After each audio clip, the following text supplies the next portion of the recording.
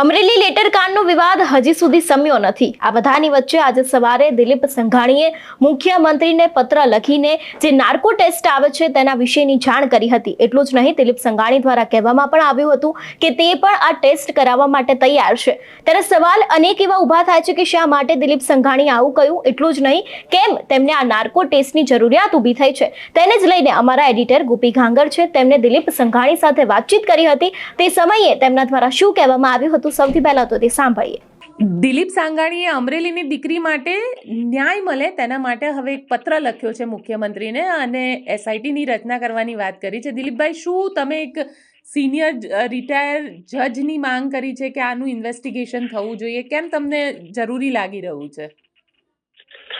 એક તો આપણે સમાજનું મથાળું બાંધ્યું એ અલગ વિષય છે, પરંતુ મેં જે લેટર લખ્યો છે એટલા માટે કે જે આરોપી તરીકે પકડાયેલા મનીષભાઈ સાચા પકડ્યા ખોટા પકડ્યા એ વિષય અલગ છે, પરંતુ એને મારીને પોલીસે આ લેટર લખાવવામાં કે લેટર કાંડમાં હું ક્યાંય છું એમ નામ આપવા માટે દબાણ કર્યું। દિલીપ સંઘાણીનું નામ આપવા માટે જે દબાણ કર્યું અને એ જામીન પર છૂટા પછી એને પેલી પ્રેસ કોન્ફરન્સમાં એ જે વાતો કરી એ મેં સાંભળી અને મને આંચકો લાગ્યો કે પોલીસ ઉઠીને એક રાજકીય કાર્યકર્તા કે રાજકીય પ્યાદા બનીને કામ કરે એ ઉચિત નથી। આમ છતાંય કદાચ આરોપી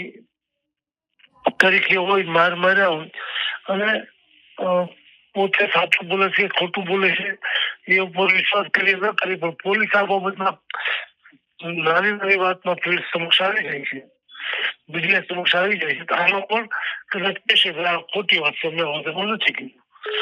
એટલે મેં તરત મને કોઈ રિએક્શન પૂછ્યા હું પોલીસ આનો જવાબ શું આપે છે તે રાહ જોઉં છું।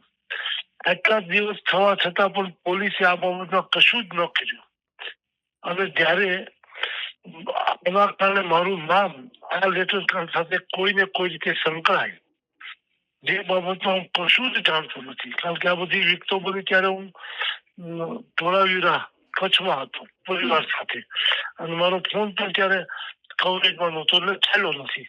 હું ધોળાવીરાથી જે દિવસે આવ્યો ત્યારે આ બધું કામ સરગત બરગત પતી ગયું હતું, ધરપકડો રાતની આ બધું એ સમાચારો મીડિયા દ્વારા પછી ત્યારે હું કવરેજમાં આવ્યો ત્યારે સમાચારો મળવા મળ્યા, એટલે એ પ્રકરણની ખબર નહોતી, એને બદલે એમાં હું હોઉં એવી રીતે પોલીસ દબાણ કરે એ મને લાગ્યું કે પોલીસની સત્તાનો દુરુપયોગ વધારે પડતો થઈ રહ્યો છે। મારા પર આક્ષેપ કરવો એ કોઈ સામાન્ય રીતે પોલીસ કરે નહીં, કારણ કે હું પોલીસને કોઈ દિવસ ક્યાંય લડતો નથી, લડતો એટલા હોય જે કોઈ કામમાં કે મારી કોઈ ભલામણ હોતી નથી અથવા તો પોલિટિકલી પણ આ પ્રકરણમાં ક્યાંય જાણતો નહોતો। પણ દિલીપભાઈ, આ આખા મામલાની અંદર ક્યાંક ને ક્યાંક એવું સામે આવે છે કે કૌશિક વેકરિયા જે છે, ક્યાંક એમના દોરી સંચારની વાતો પણ સામે આવી રહી છે। તમને એવું લાગે છે કે આ મામલામાં પણ ક્યાંક કૌશિક વેકરિયાનો દોરી સંચાર હોય? એટલા માટે હું કોઈ પણ દોષારોપણ નથી કરવા આવતો। કૌશિક એટલે મારે દીકરાની જેમ છે, એના પપ્પાને હું બાળપણના મિત્રો। કૌશિક બહાર હતો ત્યારે તાલુકા સંગઠનમાં લાવવા માટે મેં આગ્રહ કર્યો, જિલ્લાના સંગઠનમાં લાવવા માટે આગ્રહ કર્યો, જિલ્લા પ્રમુખ બનવા માટે આગ્રહ કર્યો, ધારાસભાની ટિકિટ માટે અત્યારે કદાચ આપના માધ્યમથી ખુલ્લું કહું કે કૌશિક પ્રમુખ હતો નામ લઈને જયારે આવ્યો પેનલ બનાવીને તો પેલું નામ મનીષ સંઘાણીનું કૌશિકે લખ્યું હતું, બીજું નામ કૌશિકનું લખ્યું હતું, બાકીના પછી નામ હતા। એટલે મેં કીધું કે જયારે હું બેઠો મારી પાસે નામ દીધું, તારું નામ પેલા લખ્યું કે નાના કાકા, મને કાકા કે કારણ કે આ મનીષને બધા માસે ભાઈ પણ થાય અને એના ફાધર મારા મિત્ર બાળપણના એક સાથે ભણતા, એટલે સવાઈ કાકા કે ડબલ કાકા, માસા કાકા છું આમ કાકા છું એના ફાધર ના મિત્ર તરીકે। તો કીધું ના, ત્યારે તું એક્ટિવ છો તારું નામ લે। તો મેં આગ્રહ કર્યો હતો તેને એ તારું નામ પેલું હોવું જોઈએ. હું પેલું દઉં એ પેલું આવે એવું હું માનતો નથી. પણ જયારે મારી પાસે વાત આવી તો મેં કીધું તું એટલે કૌશિક તો મારા પરિવારનો કઈ જુદો ગણતો નથી. બાકી ના કઈ એ લોકો ગણતો નથી. પોલિટિકલ જેટલા જો છે કારણ કે હું તો આ બધાને સહયોગ આપવા માટે કામ કરતો હોઉં છું. પણ કોઈને કોઈ રીતે ગમે ને મારું નામ ઉછાળવાનો પ્રયાસ ક્યારે કર્યો અને એમાં પોલીસના મોઢે ક્યારે આવું તો અગાઉ તો નામ ચાલતા હતા 2 દિવસ હજી નામ સંડોવાય ના થાય ત્યારે વાતાવરણ બનતું એમાં હું કશું જ બોલતો નહીં કારણ કે ચોર માથે કાગડો મારે કરવાની જરૂર નહોતી. પણ કારણ કે પરેશ ધાનાણીએ જે ટ્વીટ કર્યું છે અને પરેશ ધાનાણીએ તો સ્પષ્ટ શબ્દમાં લખી દીધું છે કે પાટીલ ગેંગનું જ ગુનાહિત ષડયંત્ર છે. એમાં ઘણા લોકો કહે છે પણ હું એમાં પડવા માંગતો નથી. એટલે મેં મારી જાતને નાર્કો ટેસ્ટ હું એડવોકેટ છું, માજી કાયદા મંત્રી છું અને આટલા રાજકીય જાહેર જીવનમાં પડેલો છું. આમ છતાં મારી જાતને હું નાર્કો ટેસ્ટ કરવા માટેની તૈયારી દેખાડું એટલે એને મેં કેટલી ગંભીરતા લીધી છે. સરકાર કેટલી લે એનો વિષય છે કારણ કે સરકારે પણ બચવા જેવું છે. પોલીસના કારણે સરકાર બદનામ થાય એમાં 2 પણ પોલીસ કામ બચાવવા જોઈએ.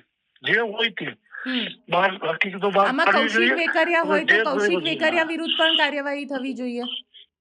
દિલીપ સંઘાણી હોય તો દિલીપ સંઘાણી વિરુદ્ધ પણ થવી જોઈએ. એટલા માટે મેં નાર્કોટિક કીધું.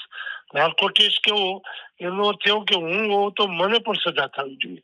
એટલે હું મારી જાતે જયારે હોમતો ત્યારે કોઈ વ્યક્તિના નામ સાથે સંકલ નથી. જે કોઈ હોય આ હકીકત સત્ય બહાર આવે અને જે સત્ય માનતા હોય અમે ક્યાંય નથી એના નાર્કો ટેસ્ટ માટે મેં જેમ તૈયારી બતાવી એમ પોતે પણ સરકારે લખી દેવું જોઈએ કે અમે બધા નાર્કો આ પ્રકરણ બંધ થવું જોઈએ. ભાજપને નુકસાન થાય એ અમારા દ્વારા કોઈ સંજોગે માનસિકતાથી કે બીજી રીતે પોસાય એટલા માટે કે 75 કટોકટી જયારે હતી ત્યારે વિદ્યાર્થી પરિષદના કાર્યકર્તા તરીકે 11 મહિના જેલમાં રહ્યો છું.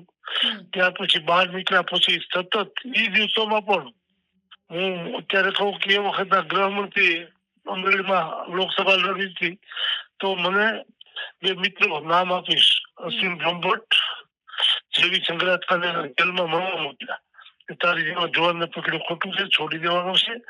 અને હવે ગૃહમંત્રીએ જશુભાઈ મહેતાએ કહેવડાવ્યું છે કે તમે છોડી દઈએ. મારા માટે ફ્રૂટ લઈને આવ્યા હતા જેલમાં સાબરમતીમાં પણ અરે એક કામ કરવાનું છે. બહાર નીકળ્યા પછી મારે 2 લીટરનું નિવેદન કરવાનું છે. હું કોંગ્રેસમાં જોડાઉં છું. ત્યારે મેં મિત્રોને જવાબ દીધો હતો. સંદેશાની જવાબદારી ફરજ છે. જે સંદેશો લઈને જાય જેના માટે એ સંદેશો આપે ફરજ આપવો જોઈએ. મેં ઉદ્ધત અને ખરાબ શબ્દોમાં એમનો સંદેશો આપ્યો. એ શબ્દો નથી બોલતો પણ મેં જો ક્યાં સુધી ચાલે ત્યાંથી આજીવન મને જેલમાં રાખી. જેલ બારો જે દિવસે પગ મૂકીશ જેલ બારો જે દિવસે પગ મૂકી તેથી કોંગ્રેસના સફાયા માટે કામ કરીશ. એ જનૂન સાથે વિદ્યાર્થી કાળથી કામ કરતો હોઉં. એ ભાજપ તો જનસંઘનો દીપક જેવી કાંઈ નહોતું તો સ્કૂલમાંથી ચોક લઈને દીપક દોતા હોય જ્યાં બી દેખો દીપક દીપક બોલતા હોય વંદે માતરમ બોલીને અમે જાહેર જીવતા હોય. એ પાર્ટીને નુકસાન થાય એમને તો પોસાય જ નહીં. આમાંથી થઈ ગયું છે તો વ્યથિત હતો કે વ્યક્તિ તરીકે મને જયારે સંડોયો પોલીસના માધ્યમથી સંડોયો. કદાચ ભાજપના કાર્યકર્તા કીધું તો હું આમ ન કે એને બોલાવીને આજે બેઠક કરી લે તને ક્યાં એવું લાગ્યું એના ખુલાસાઓ કરે ભાજપના કોઈ પણ કાર્યકર્તા હતો. પણ પોલીસે જયારે માર મારીને કીધું ત્યારે હું વ્યથિત થયો. પણ દિલીપભાઈ આજે નીતિન પટેલનું પણ એક નિવેદન આવ્યું અને નીતિન પટેલે એવું કીધું કે રાજકારણમાં ઘણા દલાલો થઈ ગયા છે. દલાલી કરીને અધિકારીઓ સાથે ઓળખાણ રાખવાની અને બીજેપીનો હોદ્દેદાર બીજેપીના કાર્યકર નેતા છું એવું બોલવાનું એટલે અધિકારી ફટાફટ કામ કરી આપે. તમને એવું લાગે છે આ કેસમાં પણ કંઈક એવું જ થયું છે? નીતિનભાઈ નું કીધું હોય તો એના એંગલ થી એની કઈ વિગતો હોય એના આધારે કીધું હોય. હવે એ બાબત હું જાણતો ન હોઉં અને મારો કોઈ અભિપ્રાય આપું એ મને ઉચિત નથી લાગતું. આ કેસમાં પોલીસે કેના માટે કીધું, કોના દ્વારા કીધું, શા માટે કીધું, એના વિવિધ પ્રકારો મીડિયાના માધ્યમથી, વિપક્ષના માધ્યમથી, કાર્યકર્તાઓના માધ્યમથી સૌ બજારમાં મૂકે છે. હું એ કોઈ વાત ઉપર ભરોસો મૂકવા માંગતો નથી. હું માત્ર સત્યતા લાવવા માટે અત્યારના સમયમાં નાર્કો ટેસ્ટ સિવાય એવી કોઈ વાત નથી કે સાચી વાત માનું.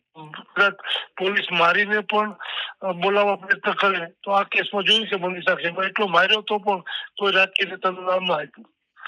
પણ નાર્કો ટેસ્ટ એવું છે કે જે હોય તે બહાર આવે સાયન્ટિફિક છે. એટલા માટે મેં મારી જાતને નાર્કો ટેસ્ટ માટે મૂકી છે.